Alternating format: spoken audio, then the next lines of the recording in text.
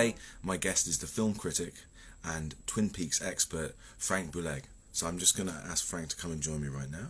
Hello. Frank, how are you doing? I'm fine. How are you? I'm very well, thank you. Thank you very much for joining me today on In Conversation. It's a pleasure to have you here. Where are you calling in from? I'm calling from Burgundy. I live between Burgundy and Paris. Okay, excellent. How's life over there these days? Hot. It's starting to get pretty hot. I don't know if you can hear it in the distance, but I have a fan right now. A little reminder of Twin Peaks, really, because of the recurring importance of the fan in the series. Well, we're definitely going to get into Twin Peaks today. At Intellect, along with Frank, we are celebrating Twin Peaks week here. So we're definitely going to get into that. And you are somewhat of an expert on the iconic series and of course the film and the work of Frost and Lynch. And you've produced 3 books with us. And I know you're quite the expert, and you've written a number of materials, and you'll be taking part in a conference this week too. But just to begin with, why don't you just tell us a little bit about yourself? So obviously you're over there in France, but you're a film critic and film writer. Do you teach, or what do you do on a daily basis? Yes, I do teach. I am a what they call a scientific collaborator for the University of Liège, and I collaborate with them on a regular basis. But I also guest teach at the University of Burgundy about various subjects, including film and also screen dance, which is the other part of my activity. I split my activity between film criticism and screen dance. And yes, and also I regularly write for various magazines in France. I've been published in Cahiers du Cinéma, Positif, La Septième Obsession, which are some of the best well-known magazines here in France, writing about cinema. Brilliant. Oh, thanks very much. What's screen dance all about? Tell us a bit about that. So screen dance is it's a discipline that is somehow related to a variety of other art forms, such as musicals, music videos, documentaries about dance, and registrations of live dance on stage. But the specificity of screen dance is that the choreography is developed specifically for the camera. So it is an interaction between choreography and cinematography that takes the form of short films or longer films. And we have several film festivals around the world dedicated to screen dance. So my wife and I created a film festival in 2009, the International Screen Dance Festival of Burgundy, and that's kept us busy ever since. We make works of screen dance, but we also write about screen dance and teach screen dance. Oh, excellent.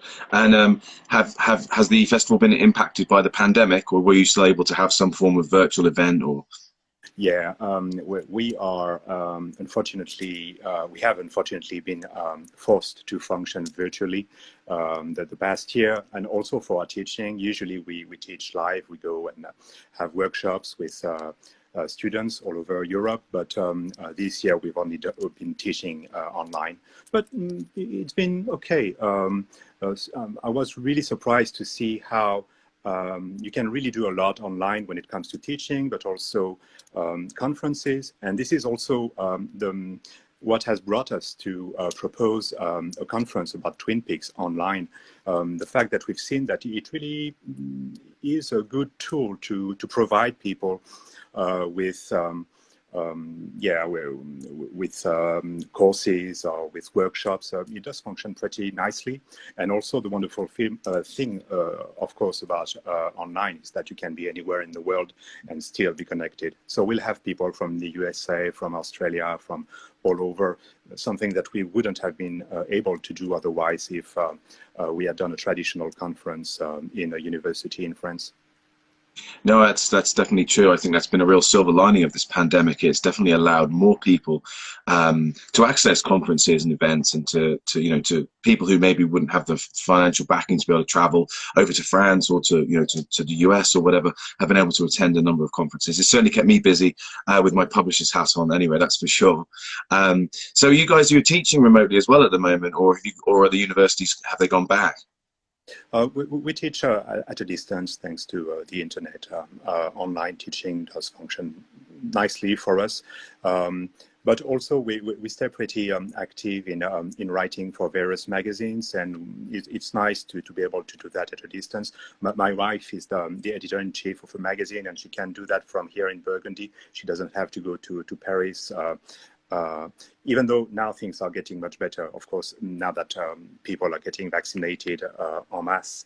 So hopefully very soon everything will come back to normal. But still, I mean, nonetheless, I think we've learned that you can do very nice things online, and I hope that we will keep a certain amount of programs and activities online even after everything has come back to normal with the pandemic. Yeah. Well, I mean, it's interesting, some of these silver linings. So I was reading the other day that there's been a resurgence in drive-in cinemas in the United States. So, you know, there's all sorts of weird and wonderful things have been happening. What do you miss the most since the pandemic? I mean, for me, not being able to go to the theatre or the cinema or to live events has definitely been has had a big impact on my life and my cultural life. How about you? What have you missed the most, or were you most looking forward to going to do? Yeah, obviously going to see live events or going to the cinema is something that I've definitely missed during the past year or so. But once more, today it's possible thanks to online, thanks to the internet, DVDs and other media, to have a decent cultural life at home. We've been watching the whole set of operas by Wagner, the whole set of plays by Molière. So of course it's not the same experience as seeing them live, but nonetheless we had a very interesting cultural life this year. Excellent. Well, I'm glad to hear that. Have there been any highlights for you in terms of the cultural life? Anything that you've encountered, you know, in terms of you know, plays or books that's really kind of stood out to you? I was really blown away by Wagner. Of course, I had already seen some of his operas in the past, but seeing the whole Ring cycle over 4 nights and really diving into it and really being surrounded by his music and by the mythology that is at the root of those operas was really something powerful, something unique, and that I think it's worth doing it at least once in one's life. Oh, brilliant. And of course, the work of Wagner and the Ring cycle are very important to Twin Peaks, which again we will transition into in a moment. So yeah, we're here. We're celebrating Twin Peaks Week, which is going to culminate in a conference. Do you want to just tell us a little bit about the conference before we get into the nitty-gritty of the series itself? Sure. I had the idea for the conference about 1.5 to 2 years ago, and at first I tried to propose something live, the traditional way, but very soon I really had the feeling that it would be interesting to function online, and that was even before or right at the same time as the pandemic began. And I'm really glad that we did it that way because, as I said, now we have panelists that will be calling from the United States, from Australia, from all over Europe. I mean, people who would never have had the opportunity to come to France to share their research. And it's true the other way around too.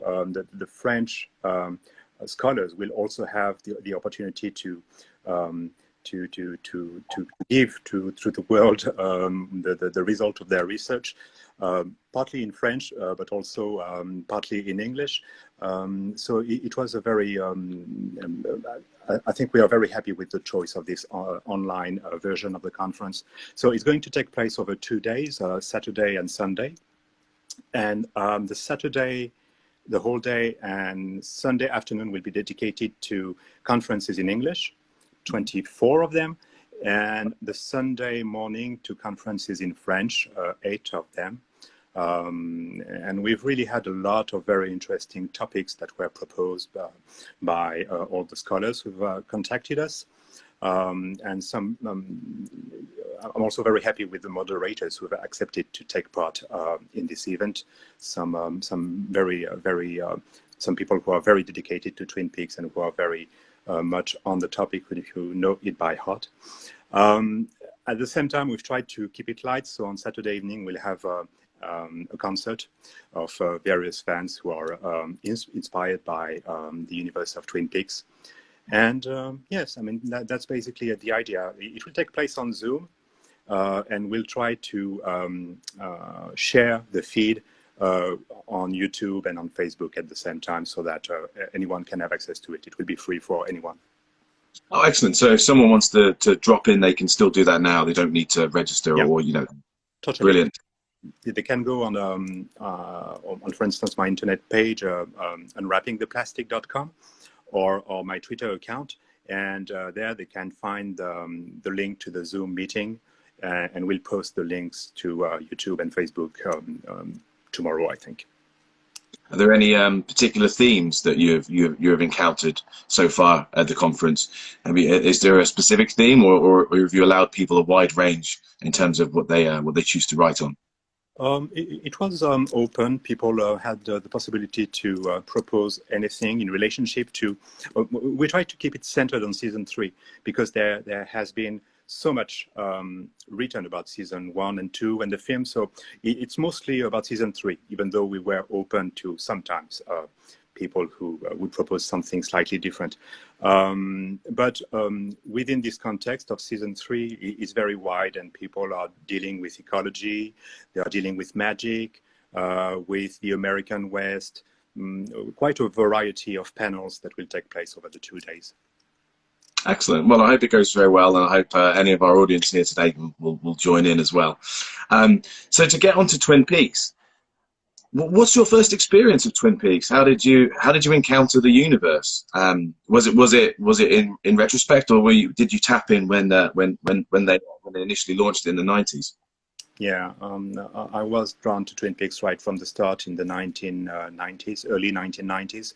I was in high school at the time, and I really fell in love with the TV series, with its mood, with its characters, but also with its many layers of meaning. I think that it is very specific because of its richness of meanings. There are so many interpretations that you can give, so many references.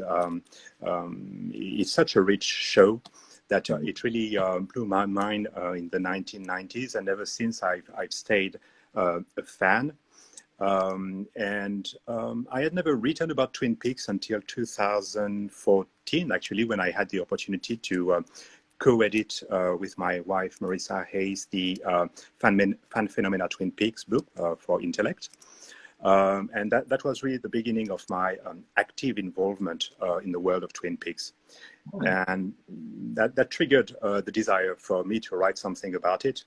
And that was Unwrapping the Plastic, the next book that I produced in relationship with the show, in which I gave my own version, my own interpretation of the first 2 seasons, and the film Twin Peaks Fire Walk with Me. And recently, after season 3 aired in 2017, I thought that it would be a very good idea to continue this research and to propose something in relationship specifically with season 3. And that's my upcoming book, The Return of Twin Peaks, that is to be published very soon by Intellect again. Well, obviously the 3rd season came a lot later, and of course the 2nd season was quite controversial in terms of how it kind of how it unfolded and how it ended, and I know there's lots of backstory and back history to that. But I think the 3rd season is widely regarded to be somewhat a masterpiece and a real return to form for both of the auteurs involved. Do you have a favorite season yourself, or do you view it all as more of a, or as a whole project, a whole universe? It is a whole universe, but I have to admit that I really like season 3. I think that it really stands on its feet, on its own, as a masterpiece. It's so coherent. The 18 episodes make so much sense when put in relationship with each other. I started thinking about it in 2017, and I'm still thinking about it daily, and I still find new things to add to my research. It is a gold mine. saying this, I don't want to underestimate, of course, the impact of the first 2 seasons. I mean, I wouldn't have written 2 books. I mean, written 1 book and edited another book about them if they hadn't had an impact on me, and also the film, which was very booed when it was released first, but which is also a masterpiece in my opinion. But my heart goes to season 3. I think it is so wonderful.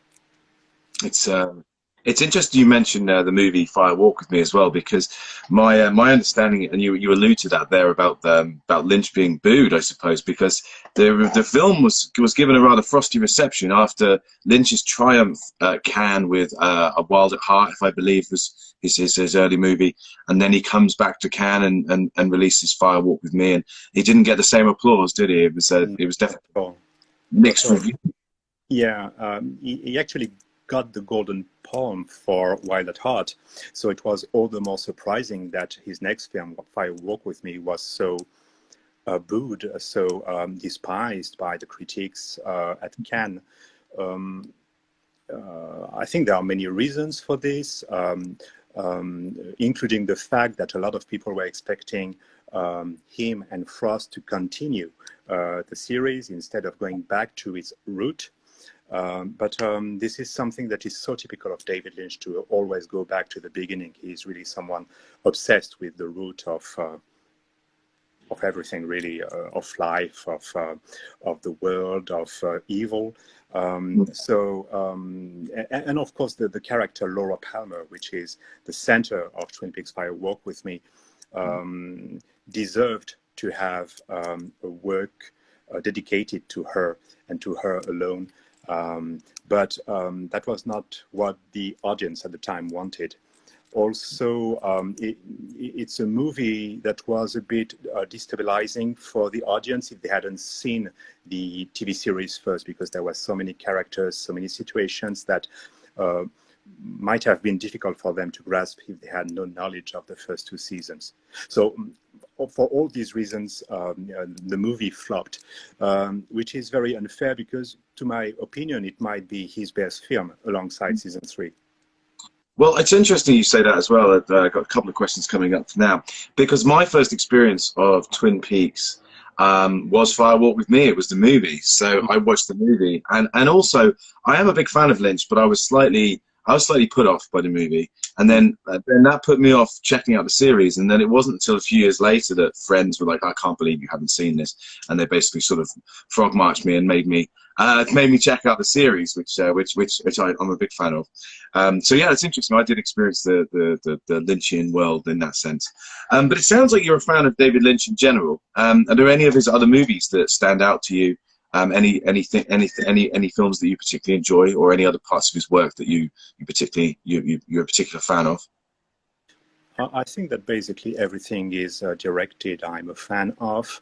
I really like his whole filmography, but I have a special affinity, first obviously for Twin Peaks, but also for Inland Empire, which is a bit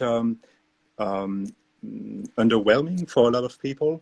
I think that there's not a lot of people who are discussing it or writing about it, but it is very experimental, and the sort of construction that is achieved with that film, the sort of dreamlike flow that is created is very very powerful. I was discussing this recently with someone and we were talking about the fact that in the early part of his filmography, dreams were part of the stories, and they were there was a dreamy feeling, a dreamy mood, a non-rational elements appearing in the story, but the story itself remained rather normal, linear. You could understand it according to traditional rational modes of thought. But little by little, his films became more and more complex, and the very structure of the films began to dissolve according to dream logic. So it's not only the content of the films now that is impacted by dreams. It's also the structure of the films themselves, which means that when you watch the films, you don't get all the information as the viewer, or you get all the information as the viewer, but split apart and rearranged in a sense that doesn't automatically make sense to you as the watcher. You have to rearrange the pieces of the puzzle in the right order to get the story right. So this is why I really enjoy season 3 and Inland Empire, because they play so much with this notion of playing with the medium itself and not just the message. Interesting. When you talk of dreams there, would you consider him a surrealist in that case, or influenced by the great surrealists? Definitely, partly.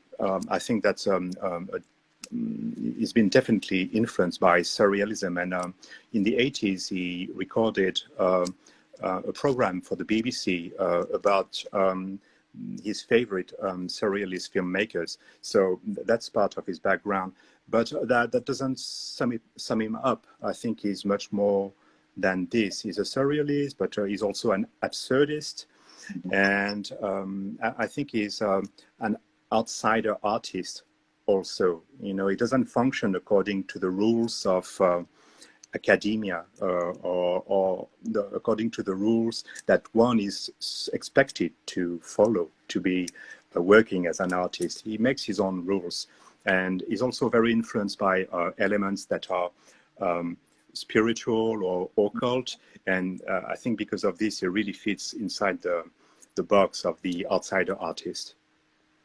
Well, yeah, no, I've always found that quite interesting as well. Would you say mythology is a big part of the Lynchian universe? A lot of influence on his work. And if so, what kind of mythology do you feel has influenced him? I think that when it comes to David Lynch, there's one mythology, and I'm using the word mythology in a non-precise way, because I'm going to talk about Hinduism, which is for a lot of people today not a mythology, it's an actual religion.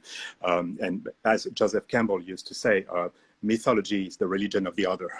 And this is pretty much why I use mythology broadly speaking, and I mean no disrespect by doing this. So Hinduism is definitely something that influences him greatly. He's a practitioner of transcendental meditation, and he actually has created a school to promote transcendental meditation. This is something that is very central to his understanding of the world and to the way he functions as a creator. He has written a book called Catching the Big Fish, which is about diving within in order to reach the sea of unconscious, the ocean of consciousness that transcendental meditation is talking about. So this is very, very powerful in his own relationship to the world. But of course, Twin Peaks is not just David Lynch, it's also Mark Frost. And it shouldn't be underestimated. And I think that most of the mythological aspects of Twin Peaks are actually coming from him. And this comes from all sorts of areas, geographic areas and time moments. Sumerian mythology, Greco-Roman mythology, Norse mythology, Germanic mythology, Native American mythology. All of this is part of the mix that Twin Peaks is made of. And yes, and Mark Frost is really, really active into pushing these themes into the scripts of Twin Peaks, with a very strong focus on theosophy. This is something that he has had a strong interest in for a long time. Some of his novels are also dealing with Helena Blavatsky from Theosophy, I mean, the creator of the Theosophist movement. So yes, I mean the two peaks, the twin peaks of mythology in this realm are David Lynch with transcendental meditation and Hinduism, and Mark Frost with basically anything linked to spirituality, religion, and mythology. They really complement each other. And you, I think you mentioned earlier on about the going west. And that's also sort of a trope that comes up or people discuss in relation to Twin Peaks, isn't it? The idea of the birth of a nation and the idea of the founding of the US and that moving west. Is that something that you believe in too? Yes, I think that the Western mythology is really strong in Twin Peaks: The Return. I think it plays a central role with all its tropes, with the sheriff, with the Native American, with the desperado. I mean, those are all things, the gunfight, those are all elements that you find in season 3 and that are playing a very major role during those 18 episodes. And I think this might be because, I mean, that's the American mythology. That's what their history was built upon. And I think that Mark Frost, at least Mark Frost with his book, The Secret History of Twin Peaks, tried to transform Twin Peaks into a mythological reading of the United States. The book goes back to the time of Lewis and Clark, that is the discovery of the western part of the United States and the civilizing of this unknown territory up to the Northwest. And Twin Peaks originally was known as the Northwest Passage before they changed the title. So this is why the Lewis and Clark trek through America from St. Louis to the Pacific plays such an important central role in the construction of this American mythology that Frost and Lynch have proposed with Twin Peaks. Interesting. I just want to acknowledge all of our viewers today. Thank you, everyone, for joining us. We've got a few comments coming in, but I just want to say if anyone has any questions for Frank, please do drop them in the comment section and we'll try and get round to them. We've got a few comments coming in now. What have we got here? People agreeing with you, that's always a good sign. Great, okay.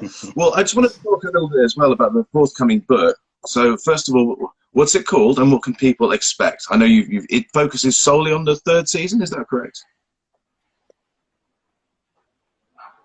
Yes, it does. It really is a complement to Unwrapping the Plastic that was dealing with seasons 1 and 2 and the film. So it's called The Return of Twin Peaks, Squaring the Circle. And it tries to understand, or at the very least, to try to give the beginning of an explanation for season 3. There's so much more that can be said than what I have put in the book. Of course, I think one needs to be very humble in relationship to Twin Peaks. The first season, it's taken scholars and fans 25 years to digest it, and it's not even finished today. We're still finding on a regular basis new elements in relationship to these first 2 seasons. So season 3 aired in 2017, so it's rather recent. So yes, I've tried to lay a first stone on that path to a better understanding of season 3, focusing on several of the themes that I've already discussed here, that is mythology, spirituality, but I've also tried to explain some of the elements at work in this season from a more scientific perspective, and also from the point of view of the story itself, from the point of view of how it is told. As I was explaining earlier, dreams have impacted the films of David Lynch, not just their content, but also their structure. And I've tried to understand how it functions during these 18 episodes and how they are structured, because it's very, very precise the way it's built and the way it connects. I don't know how they did it actually, but it's really impressive the way they mirror each other, the way moments from episodes mirror each other, and the way how moments from one episode is going to mirror what happens in another episode. It really is amazing. It's a real mosaic, and it must have taken a tremendous amount of time for them to put this together. I'll also just say very briefly, We are offering a 30% discount with the code TP30 on all of Frank's books that are published with Intellect. So if you just go onto our website, and you'll be able to access that code. It's also accessible, I believe, via the conference as well. So I hope people do tune in for that. And you can get yourself a fine discount on one of these great books. And of course, the third one is on pre-order because it's not quite out yet, but soon coming.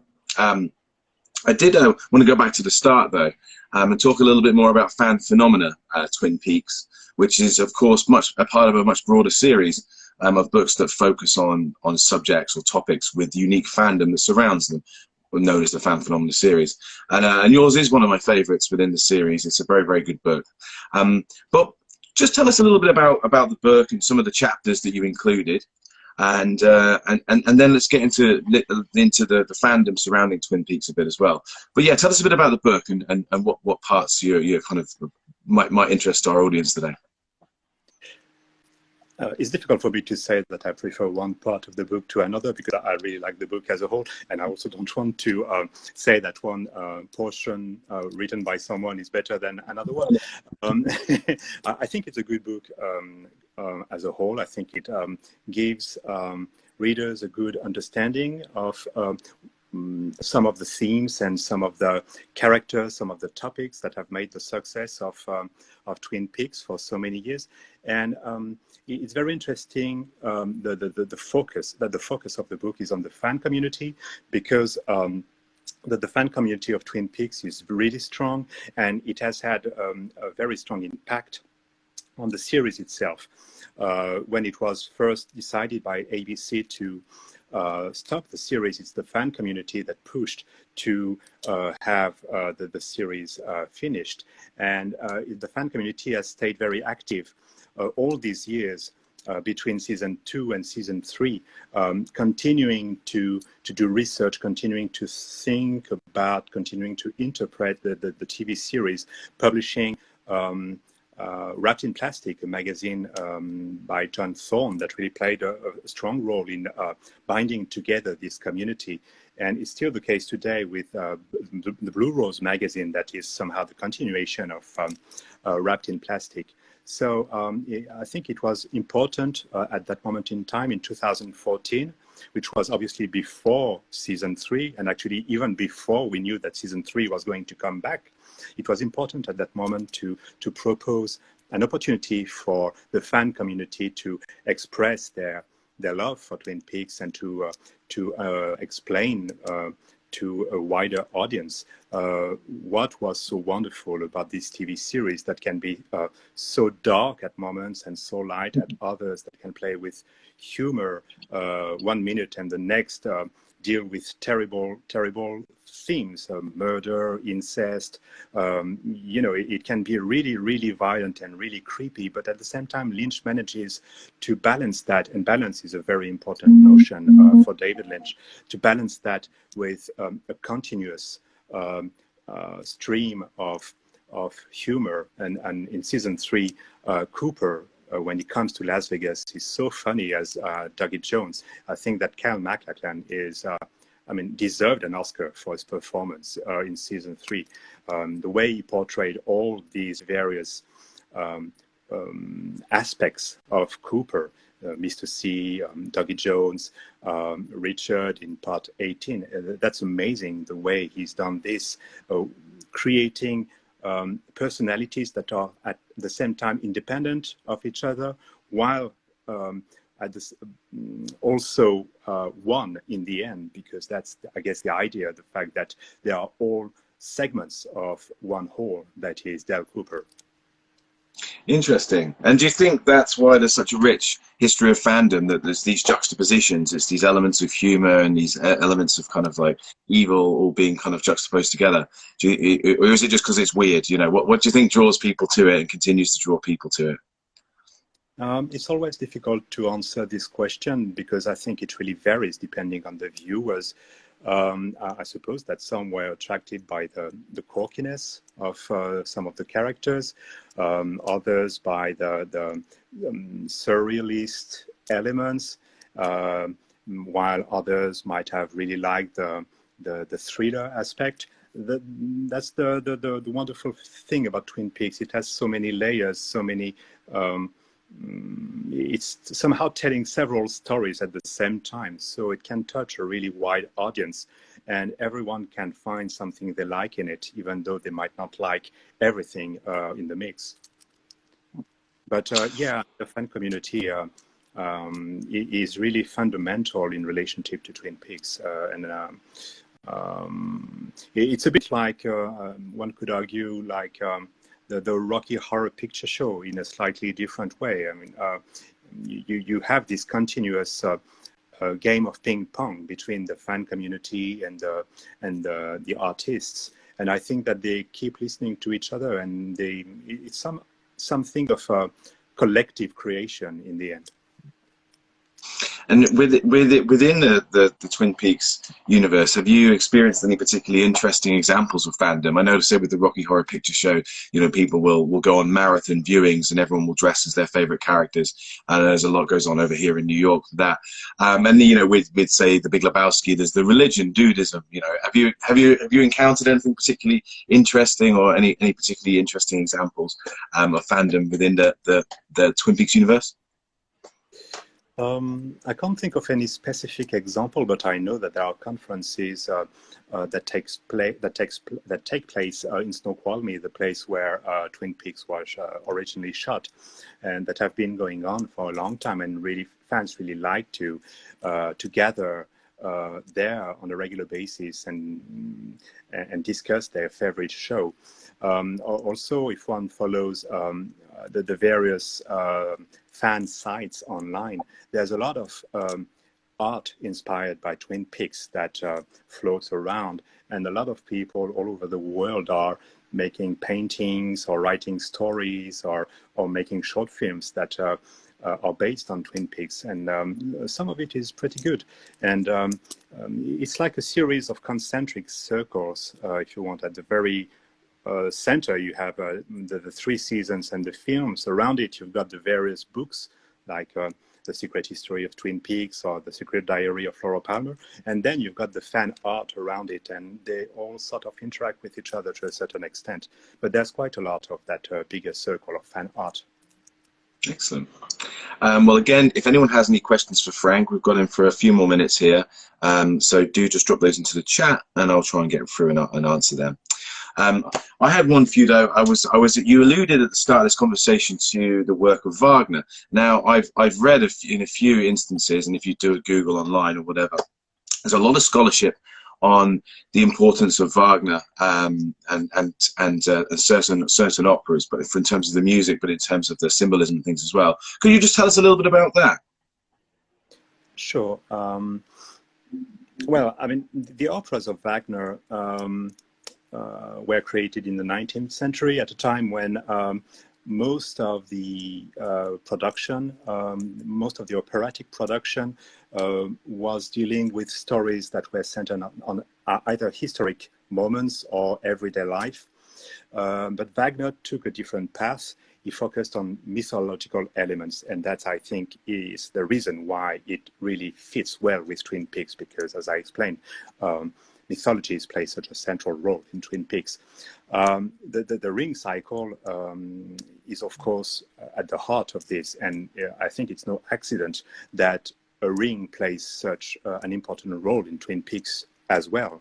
The ring of power that you have in Wagner is very evocative of the owl ring from Twin Peaks. But a lot of the characters too, the ring is stolen by a midget in Wagner, and the person who has the ring originally in Twin Peaks is, of course, the man from another place, that AKA the Arm, who is also a man who's also a very short person. Similarly, there are giants in Wagner and there are giants in Twin Peaks. I could multiply the examples, but I think it's pretty obvious to the extent to which the ring echoes elements of Twin Peaks, or actually it's Twin Peaks that echoes elements from the ring. But that's not the only opera that finds a resonance in Twin Peaks. The Flying Dutchman is also important. I mean, in Twin Peaks season 3, the meeting place for the evil entities is the Dutchman. Also, Arthurian mythology plays is a recurring motif of Twin Peaks, and 2 of the operas of Wagner deal with Arthurian mythology. Lohengrin and Parsifal are directly connected to Arthurian characters, and it's interesting that Parsifal is based on the version of the myth written by Wolfram von Eschenbach that presents the Grail not as a chalice but as a stone.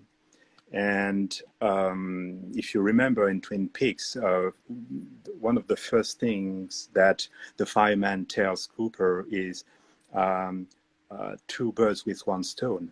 And I think that he is mentioning the Grail, and the Grail, of course, is Laura. I think that Laura Palmer is the Grail, and Cooper is Parsifal. He is the one who is on a quest to find Laura. And actually, Parsifal comes from Perceval in French, which means the one that pierces the valley. And Dell and valley are, of course, similar. They mean the same thing. So I think it's very obvious that Dell Cooper is Parsifal and that Laura is the Grail in Twin Peaks. So I could go on for a long while talking about this relationship, but I think that it can really be explained by the importance of mythology in the works of Wagner. Interesting. It seems that you are pretty familiar with mythology. Did your love or interest in mythology come from Twin Peaks so you could have a greater understanding of the text, or is that something that you've always been interested in? Actually, even a few years ago, I was not such a specialist of mythology, just Greco-Roman mythology, the most traditional, I guess, for a Westerner. But since then, I've really read a lot of various mythology, religious texts, and spiritual texts. From Norse mythology to Celtic mythology to elements coming from Hinduism, like the Ramayana and the Mahabharata.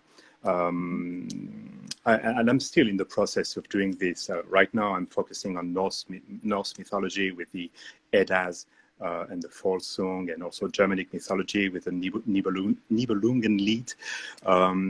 There's so much to read, but it's very, very interesting. And what's really interesting too is how you can make connections between all these various mythologies and how some characters or how some motifs will appear in one mythological realm and find an echo in another, and you can sort of see the history of mankind in front of you and how it evolves basically from the Sumerians, I mean, from the Middle East.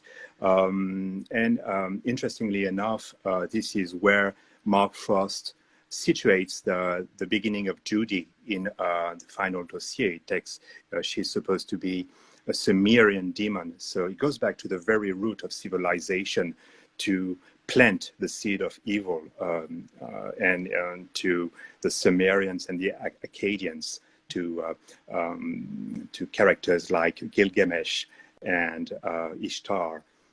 So, I mean, of course, you don't absolutely need to know all of these stories to appreciate Twin Peaks. You can like it as it is, and you can really have a lot of fun like this. But once you get drawn into this mythological net, it's endless, and you can spend basically, as far as I'm concerned, the past 5 years just reading about it and trying to make connections to season 3. Awesome. Well, other than sort of mythology, then, are there any other sort of tropes or themes that run through Twin Peaks that particularly interest you as a scholar or a researcher? Well, when it comes to season 3, I think that cyclicality is important, but it's directly connected to mythology. Actually, I mean, lots of mythologies have a cyclical understanding of time, as opposed to linear, to the linear understanding of time that we have today in the modern world. The beginning is also the end, and it keeps coming back as after Ragnarok. Well, I don't know what is the correct pronunciation, but in Norse mythology, you've got the equivalent of the apocalypse that's called Ragnarok. That is a final battle. And after that, the world starts anew. And you find that over and over again in all those mythological texts. And this is what portrays season 3. The very beginning of season 3 can be joined to the very end of season 3. The very beginning of episode 1, of part 1, is connected to the very end of part 18. But instead of linking them as a circle, the interesting thing is that they twisted the band to connect it, meaning that the beginning of part 1 connects with the end of part 18. So it creates a Möbius strip, as you can see in one episode where Philip Jeffries draws a Möbius strip that represents the path that in time that Cooper, through which Cooper goes in the last episode.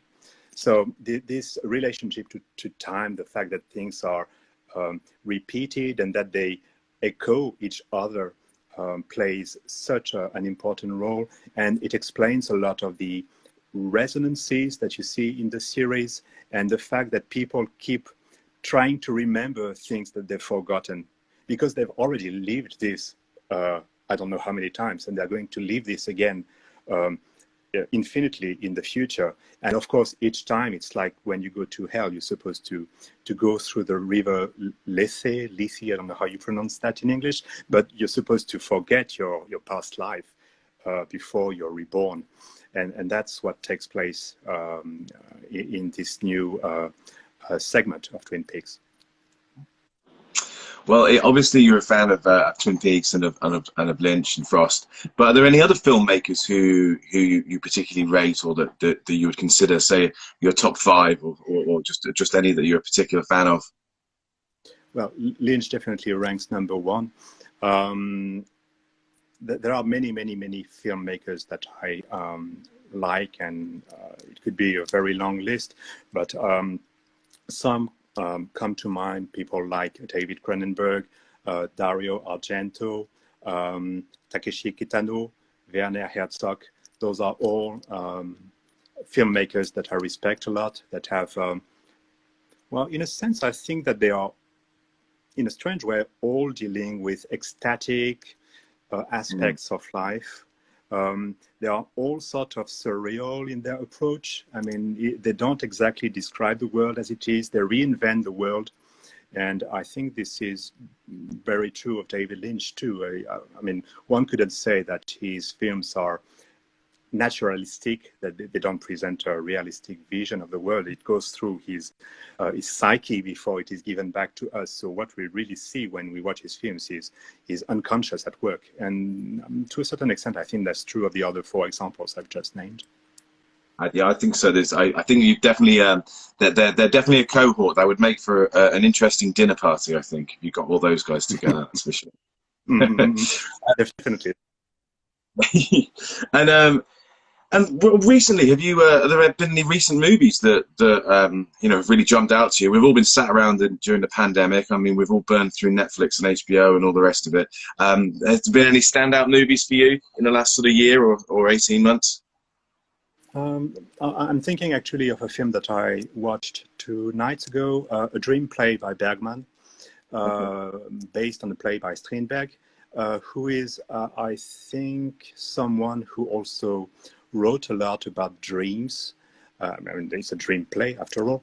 And there are a lot of echoes in this film and in this play to what takes place in season 3. In the book, I explained that, in my opinion, the fireman is akin to Indra, that is a Hindu god, the king of the gods, someone who came before the main 3 contemporary gods in Hinduism, who are Brahma, Vishnu, and Shiva.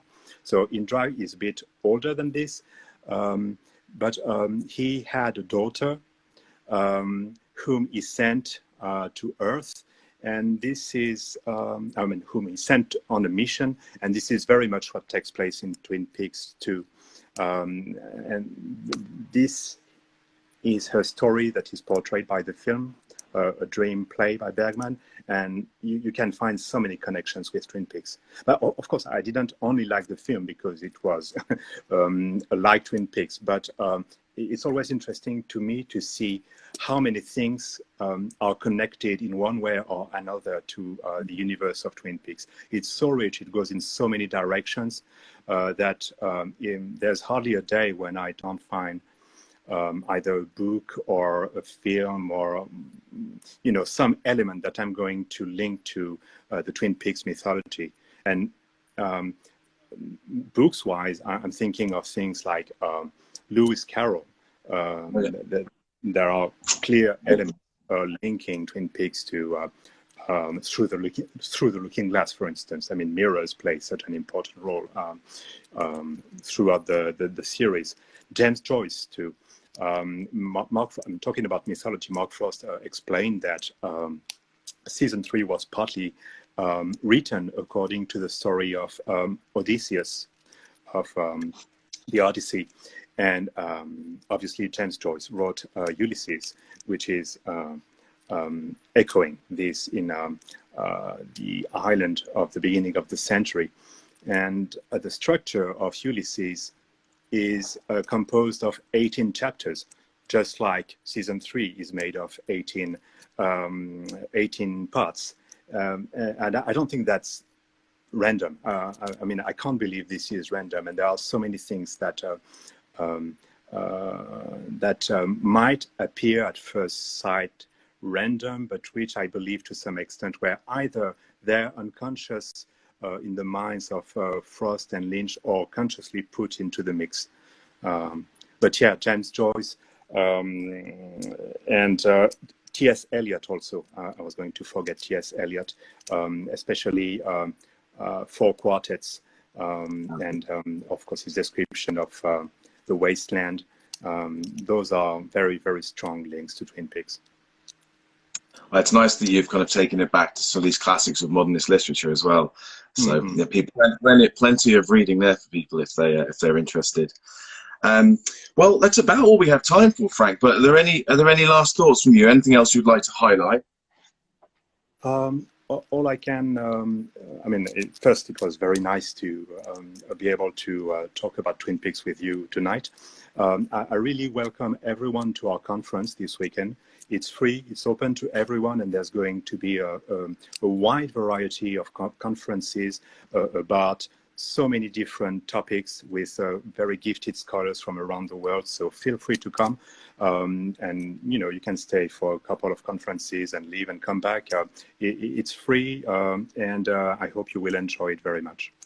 What's the best link for people to reach the conference? Is that through your website, or is it? I think the best way is probably for people to try to find my Twitter account, Franck Boulègue on Twitter, and then they can find the link to the conference. And I'm going to post it tonight also on my blog, unwrappingtheplastic.com, so that it's very easy for everyone to find the conference if they want to come. Well, I urge everyone to check out unwrappingtheplastic.com as well. There's some great information there. Thank you. Lots of free content, and I do hope some people are able to join at the conference, which is going to be very exciting. It's taking place this weekend.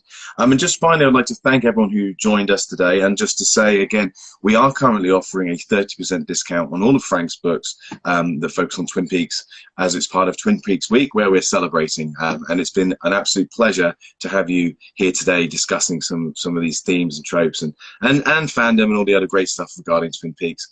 So thanks so much for your time, Frank. It's been fascinating. And again, I hope the conference goes well, and I hope people are able to go and join. So thank you so much, and see you again. Okay, see you. Bye. Cheers.